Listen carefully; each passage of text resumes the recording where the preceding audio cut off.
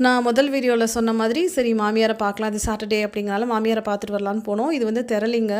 திரளி தான் வந்து நக்கீரர் பிறந்த கிராமம் அப்படின்னு சொல்லுவாங்க. நக்கீரர்னா வந்து நமக்கு தெரியும்ல, திருவிளையாடல் படத்துலலாம் பார்த்துருப்போம்.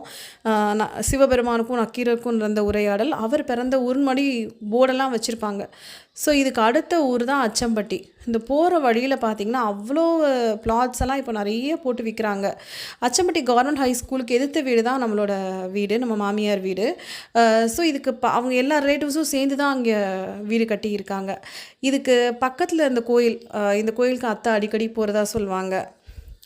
ஸோ அப்பா தான் வந்து பொறுமையாக ட்ரைவ் பண்ணிட்டு தான் வந்தாங்க. இந்த ஏரியா பார்த்திங்கன்னா ரொம்ப ஒரு பீஸ்ஃபுல்லாக இருக்குங்க. இந்த முனியாண்டி சாமி கோயில் வந்து இங்கே ரொம்ப பிரசித்தம். வீட்டுக்கு பின்னாடி இருக்குது.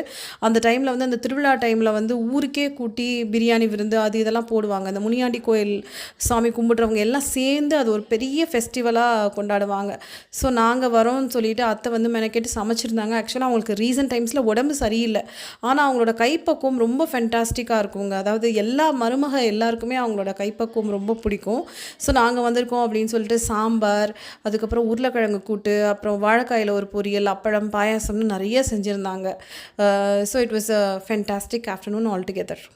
இது அத்தையோட ஃப்ரெண்டு காக்கா வாங்க.